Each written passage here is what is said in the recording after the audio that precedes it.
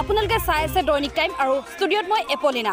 গোলাঘাটৰ কাবৰু গাঁৱত কংগ্ৰেছৰ প্ৰতিবাদ। কঠালগুৰি ব্লক কংগ্ৰেছৰ উদ্যোগত দক্ষিণ এঙেৰা মণ্ডল কংগ্ৰেছৰ সহযোগত কৃষক আইন 2020 বাতিলৰ দাবীত প্ৰতিবাদী কাৰ্যসূচী ৰূপায়ণ। কাবৰুগাঁও চাৰিআলিত অৱস্থান ধৰ্মঘট কাৰ্যসূচীৰে প্ৰতিবাদ সাব্যস্ত কৰে কংগ্ৰেছে। বিজেপি চৰকাৰ গো বেক, কেন্দ্ৰীয় চৰকাৰ হাই হাই, কৃষক আইন 2020 বাতিল কৰক আদি বিভিন্ন শ্লোগানেৰে উত্তাল কৰি তোলে প্ৰতিবাদস্থলী। উক্ত প্ৰতিবাদত অংশগ্ৰহণ কৰে প্ৰাক্তন মন্ত্ৰী বিস্মিতা গগৈ। প্ৰতিবাদস্থলীৰ পৰাই চৰকাৰক সকিয়নি প্ৰদান কৰি অতি শীঘ্ৰে চৰকাৰে এই আইন বাতিল নকৰিলে ভৱিষ্যতে তীব্ৰ গণতান্ত্ৰিক আন্দোলন গঢ়ি তোলাৰ হুংকাৰ প্ৰদান কৰে।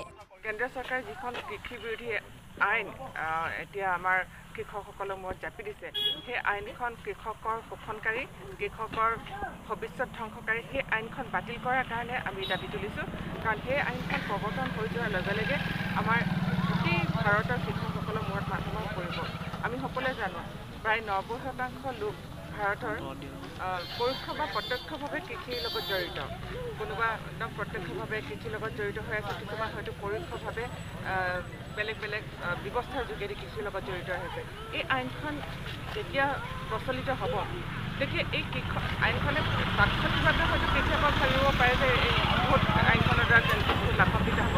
কিন্তু এই আইনখনে দিন যোৱাৰ লগে লগে কৃষকসকলক শোষণ কৰিব। কাৰণ কৃষকসকলৰ যিখন মান্দি ব্যৱস্থা আছে, কৃষকসকলৰ এখন পাইকাৰী বজাৰ আছে, সেই বজাৰখন এই আইনখনৰ জৰিয়তে নাইকিয়া কৰি দিয়া হৈছে।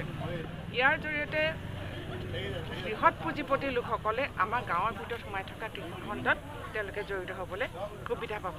গতিকে সৰু সৰু যিসকল কৃষক, সেই সৰু সৰু ক্ষুদ্ৰ ক্ষুদ্ৰ কৃষকসকলৰ পেটৰ ভাত মুঠি নাইকিয়া হৈ যাব।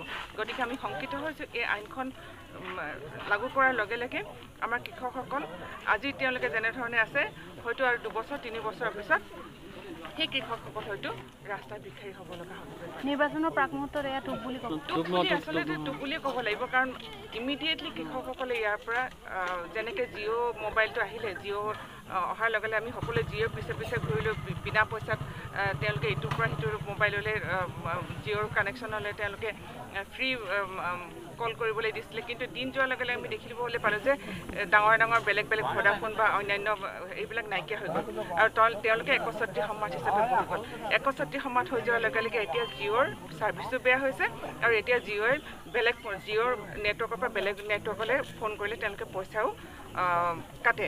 গতিকে ঠিক তেনেধৰণৰ কাৰ্যই এই চৰকাৰখনে কৃষি আইনখনৰ জৰিয়তে আমাৰ কৃষকসকলৰ মূৰত দিব। কাৰণ প্ৰথম অৱস্থাত হয়তো কৃষকসকলে ধুনীয়া সুবিধা এটা পাব, কিন্তু সেই কৃষকসকলে ধুনীয়া সুবিধাটো পোৱাৰ লগে লগে বেলেগ বেলেগ ডাঙৰ ডাঙৰ পুঁজিপতিসকল আহি পৰিব।